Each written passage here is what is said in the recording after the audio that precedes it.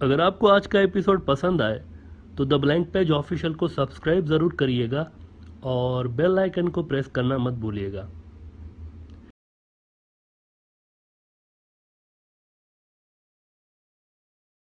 कल के एपिसोड में हमने बीआरआई के दो मुल्कों यानी बांग्लादेश और म्यांमार की कंपैरिजन की थी कि चाइना के लिए इन दोनों में से कौन इम्पोर्टेंट है, और दोनों की अगर कंपैरिजन की जाए तो कहाँ कहाँ म्यांमार आगे है और कहाँ पर बांग्लादेश आगे है।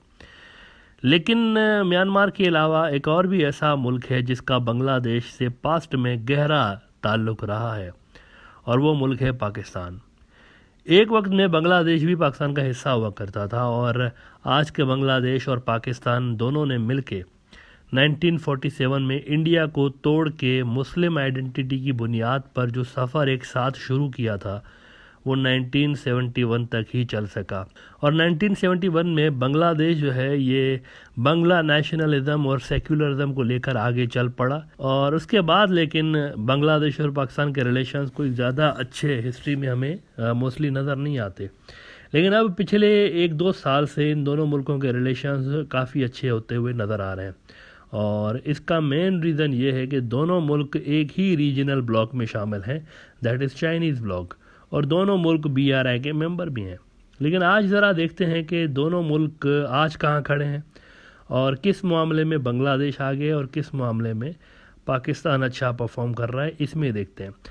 यहाँ भी ये बात नोट करें कि जियोग्राफिकली जैसे म्यांमार को बांग्लादेश के ऊपर जियोग्राफिकली एक एज हासिल है चाइना के पॉइंट ऑफ व्यू से, वैसे ही पाकिस्तान को भी बांग्लादेश पे एज हासिल है जियोग्राफी की वजह से चाइना के पॉइंट ऑफ व्यू से, क्योंकि पाकिस्तान का भी जो एक बॉर्डर है वो चाइना के साथ लगता है, और पाकिस्तान अगेन सीपेक की वजह से चाइना को एक एक्स्ट्रा कार्ड मुहैया करता है, एक्स्ट्रा रास्ता मुहैया करता है स्ट्रेट ऑफ मलाका को बाईपास करके, और डायरेक्ट मिडल ईस्ट और अफ्रीका तक कनेक्टिविटी के लिए पाकिस्तान एक अल्टरनेट रूट मुहैया करता है।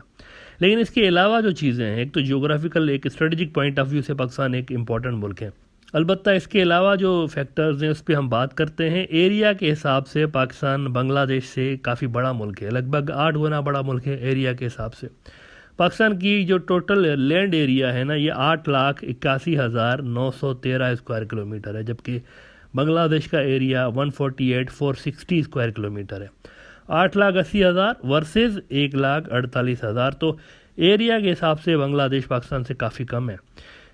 इसी तरह पॉपुलेशन के हिसाब से भी पाकिस्तान बांग्लादेश से आगे है। बांग्लादेश की आबादी है 16 करोड़ 70 लाख, जबकि पाकिस्तान की आबादी है 22 करोड़ 60 लाख। अलबत्ता ये दोनों मुल्क आबादी के हिसाब से इस्लामी दुनिया के नेवरदलेस इस्लामी दुनिया के टॉप ममालिक में से कंसीडर होते हैं दोनों। These two are one of the biggest Muslim nations in the world. जब पाकिस्तान बना था तो पाकिस्तान दुनिया का सबसे बड़ा इस्लामी मुल्क था, इसके बाद दूसरे नंबर पर इंडोनेशिया आता था। लेकिन फिर 1971 में जब बांग्लादेश अलग हो गया तो अब इंडोनेशिया टॉप पे है, दूसरे नंबर पर पाकिस्तान आता है, फिर बांग्लादेश का नंबर आता है। और ये याद रहे कि ये जो लफ्ज़ पाकिस्तान है ना, मुस्लिम आइडेंटिटी की बुनियाद पर एज वी सेड के बांग्लादेश और पाकिस्तान इंडिया से अलग हुए थे, ये जो लफ्ज़ पाकिस्तान है ये भी फ़ारसी पर्शियन ज़बान का लफ्ज़ है, पर्शियन ज़बान का। ये कोई उर्दू या पाकिस्तान की लोकल ज़बान का नहीं, ईरानी ज़बान, ईरानी जो ज़बान बोलते हैं ना पर्शियन, उसका लफ्ज़ है। और अगर अरबी ज़बान में पाकिस्तान को ट्रांसलेट करें इस वर्ड को तो मतलब निकलता है मदीना तैयबा। मदीना तैयबा लफ्ज़ का पर्शियन ट्रांसलेशन पाकिस्तान बनता है। पाक जो लफ्ज़ है ना, पाक, ये पर्शियन लफ्ज़ है, और अरबी में पाक को तैयब बोलते हैं, और इस्तान जो है ये फ़ारसी में शहर को बोलते हैं, जबकि अरबी में शहर को मदीना बोलते हैं। तो पाकिस्तान अगर दोनों मिला के देख लेते हैं तो मदीना तैयबा इसका मतलब निकलता है। ये पाकिस्तान का जो लफ्ज़ है उसकी माना है। दिस शोज़ के क्या वो आइडियोलॉजी थी जिसकी बुनियाद पर आज के बांग्लादेश और पाकिस्तान के जो 1947 में लोग थे उन्होंने अपनी दौर की दो बड़ी पावर्स को, यूके और हिंदुत्व के गुंडों को, एक साथ 1947 में डिफीट किया था इस आइडियोलॉजी की बुनियाद पे। एक पावरफुल आइडियोलॉजी, ये इतनी पावरफुल आइडियोलॉजी थी कि इसने हिंदुस्तान का और ये जो साउथ एशिया का मैप ही चेंज करके रख दिया। तो ये एक हिस्टोरिकल लिंक है, बांग्लादेश और पाकिस्तान के बीच हिस्टोरिकल लिंक्स है। बहुत सारे हीरोज़ ऐसे हैं दोनों मुल्कों में जो कि कॉमन है, कॉमन हीरोज़ हैं 47 के लिंक की वजह से। अच्छा, गवर्नमेंट का सिस्टम दोनों मुल्कों में वैसे ऑलमोस्ट एक जैसा है। फ़र्क ये है कि बांग्लादेश का जो कॉन्स्टिट्यूशन है ये थोड़ा सा ज़्यादा सेकुलर है, जबकि पाकिस्तान का कॉन्स्टिट्यूशन इस्लामी लॉज को सपोर्ट करता है। ये अलग बात है कि प्रैक्टिकली पाकिस्तान के अंदर भी बहुत सारे ऐसे कानून हैं जो कि इस्लामिक नहीं है। मिसाल के तौर पर पाकिस्तान का कॉन्स्टिट्यूशन कहता है कि यहाँ पर कोई भी कानून कुरान और सुन्नत के ख़िलाफ़ नहीं चल सकता, लेकिन फिर भी पाकिस्तान में इंटरेस्ट पे बेस्ड बैंकिंग सिस्टम चल रहा है along with Islamic banking system. तो लूप होल पाकिस्तान के कानून में ज़रूर है, लेकिन पाकिस्तान का जो कॉन्स्टिट्यूशन है वो इस्लामिक लॉज को सपोर्ट करता है। इकोनॉमी पे बात करने से पहले डिफेंस के शोबे पे बात करते हैं कि डिफेंस के मामले में पाकिस्तान कहाँ खड़ा है और बांग्लादेश कहाँ खड़ा है। देखें, पाकिस्तान को एक तो ये बात नज़र में रखें कि दो मुल्क ऐसे हैं दुनिया में जिनसे एग्जिस्टेंशियल थ्रेट पाकिस्तान महसूस करता रहा है शुरू से लेके, इसीलिए मजबूरन अपनी बजट का एक बहुत बड़ा हिस्सा पाकिस्तान को अपने डिफेंस पे लगाना पड़ता है मजबूरन। इन दोनों मुल्कों में से एक तो आप जानते हैं इंडिया, लेकिन दूसरा इजराइल भी है, जिसके साथ हमेशा से पाकिस्तान की एक कोल्ड वार चलती रही है हमेशा से। पाकिस्तान का जो डिफेंस बजट है ये करीब $12 बिलियन का है, $12 बिलियन, जबकि बांग्लादेश का मिलिट्री बजट पाकिस्तान से काफ़ी कम है। $4.2 बिलियन बांग्लादेश का मिलिट्री बजट है। पाकिस्तान के पास एक्टिव और रिज़र्व फोर्स यानी प्रॉपर जो फौजी हैं, दो तरह के फौजी होते हैं, एक्टिव फोर्स होती है, एक रिज़र्व फोर्स होती है। और ये जो दोनों हाजिर सर्विस एक्टिव और रिज़र्व दोनों को मिला लें तो लगभग 12.5 लाख पाकिस्तान के पास फौजी हैं, 12.5 लाख।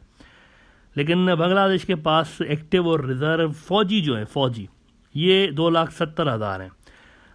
ये वो फौजी हैं पाकिस्तान के और बांग्लादेश के जो कि प्रॉपरली ट्रेंड है। तो यहाँ पे पाकिस्तान को अगेन एज हासिल है, लेकिन बांग्लादेश के पास एक पैरामिलिट्री फोर्स भी है अंसार के नाम से, और ये दुनिया की सबसे बड़ी सिंगल पैरामिलिट्री फोर्स मानी जाती है। और ये मेनली इंटरनल सिक्योरिटी से जुड़ी हुई एक फोर्स ज़रूर है। 1948 में ये बांग्लादेश बनने से भी पहले अंसार फोर्स बनाई गई थी। जंग के वक्त अलबत्ता ये जो फोर्स है ये मेन फोर्स के साथ ज़रूर यूज़ की जा सकती है, ये भी इसके कानून में लिखा हुआ है। अलबत्ता ज़्यादातर मुल्क के अंदर जो है ना अंसार फ़ौज यूज़ होती है, मुल्क के बाहर सरहदों पे इतनी इसकी यूजेज नहीं होती। तो अंदर मुल्क के यूज़ होने की वजह से इसके इक्विपमेंट्स भी जंग के वक्त अपग्रेड करने की ज़रूरत ज़रूर पैदा होगी। यानी ऐसा नहीं है कि रेडी टू बी डिप्लॉयड नहीं है, इसके इक्विपमेंट्स और ये सारी चीज़ें इसमें ऐड होंगी, फिर ये बॉर्डर पर डिप्लॉय की जा सकती है। नेवरदलेस ये एक दुनिया की सबसे बड़ी शायद सिंगल पैरामिलिट्री फोर्स मानी जाती है। मैन पावर बांग्लादेश के पास इस मामले में ज़्यादा है। एयर एसेट्स की जहाँ तक बात है तो पाकिस्तान के पास माना जाता है कि 820 से लेकर 1000 तक एयरक्राफ्ट्स मौजूद हैं, जबकि बांग्लादेश की जो एयरफोर्स है उसके पास 180 एयरक्राफ्ट्स मौजूद हैं, 180। तो थ्रेट लेवल चूंकि पाकिस्तान का हाई है इंडिया से और फिर इजराइल से, एज वी सेड, पाकिस्तान को खतरा रहा है। इस वजह से पाकिस्तान ने अपना जो डिफेंस का शोबा है वो बड़ा स्ट्रॉन्ग करके रखा हुआ है। दुनिया के बेहतरीन डिफेंस सिस्टम्स में से एक पाकिस्तानी डिफेंस सिस्टम माना जाता है। इसके अलावा दुनिया में सिर्फ 9 मुल्क ऐसे हैं जिनके पास न्यूक्लियर बॉम्ब मौजूद हैं, जो कि न्यूक्लियर पावर है। 9 मुल्क हैं ऐसे दुनिया के, इतने सारे ममालिक में से सिर्फ 9 के पास न्यूक्लियर है, पाकिस्तान भी उनमें से एक है। अच्छा, फॉरेन रिलेशंस की जहाँ तक बात है तो इंडिया के अलावा बांग्लादेश और पाकिस्तान के दोस्त जो हैं, दोस्त ममालिक, वो ऑलमोस्ट एक जैसे हैं। ये इंटरेस्टिंग बात है सवाए इंडिया के, क्योंकि इंडिया के पॉलिटिकल रिलेशंस हैं बांग्लादेश के साथ, लेकिन पाकिस्तान के नहीं है। इसके अलावा जितने भी दोनों के दोस्त ममालिक हैं वो एक जैसे हैं। मिसाल के तौर पर चाइना देख लें, दोनों का दोस्त है। तुर्की देख लें, दोनों का दोस्त है। मिडल ईस्ट वाले जो अरब मुल्क हैं, दोनों के दोस्त हैं, बांग्लादेश के भी और इनके भी। तो दोनों के फ्रेंड्स एक जैसे हैं तकरीबन। इसी तरह अगर आप आते हैं एयरपोर्ट्स के मैदान में, तो एयरपोर्ट्स पाकिस्तान के पास एयरपोर्ट्स और एयरफील्ड्स कुल मिला के 151 हैं, एयरफील्ड्स और एयरपोर्ट्स, जबकि बांग्लादेश के पास 18 के करीब हैं जो कि मेन आप गिन सकते हैं। इसके अलावा भी 6-8 ऐसे हैं जो कि एयरफील्ड्स में तो आते हैं, लेकिन उसको काउंट हम इस तरह इसलिए नहीं कर सकते कि उनकी लेवल ज़रा सी कम है काउंट करने के हिसाब से। लेकिन मेन जो काउंट हो सकते हैं एक अच्छे यूजेज कंडीशन में है वो 18 हैं बांग्लादेश के अंदर। रेलवे की जहाँ तक बात है तो पाकिस्तान के पास चूँकि बांग्लादेश से ज़्यादा एरिया बड़ा है तो वहाँ पर रेल का नेटवर्क भी बड़ा है इसके लोकल इंटरनल नीड के हिसाब से। 7,791 किलोमीटर का पाकिस्तान के पास रेलवे नेटवर्क है, 7,791 किलोमीटर, जबकि बांग्लादेश के पास तकरीबन 3,600 किलोमीटर है। और अगेन ये जो फ़र्क है दोनों मुल्कों के रेलवे नेटवर्क का, वो उनकी एरिया को ज़ाहिर करता है। पाकिस्तान की एरिया बड़ी है, इसलिए वहाँ पर रेलवे नेटवर्क ज़्यादा बेहतर तरीके से बिछाया हुआ है। अब आते हैं जनाब उस फैक्टर में जहाँ पर बांग्लादेश आगे है, पाकिस्तान से काफ़ी आगे है, यानी कि इकोनॉमी। जीडीपी की जहाँ तक बात है तो पिछले 3-4 साल में बांग्लादेश ने बड़े जंप मारे हैं इकोनॉमी के शोबे में।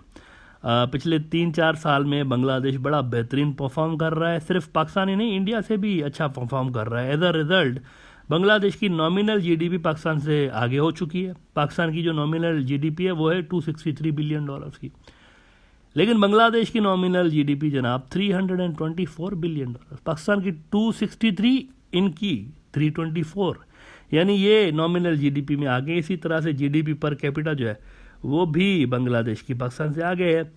एग्रीकल्चरल और सर्विसेज के जो सेक्टर्स हैं ना, ये हम आपको बता दें कि फ़र्क कहाँ है दोनों मुल्कों की जीडीपी में। जो बांग्लादेश आगे निकला हुआ है और पाकिस्तान थोड़ा सा पीछे, तो फ़र्क कहाँ है? फ़र्क ये है, देखें 3 सेक्टर्स, एग्रीकल्चर, सर्विस सेक्टर्स और इंडस्ट्री।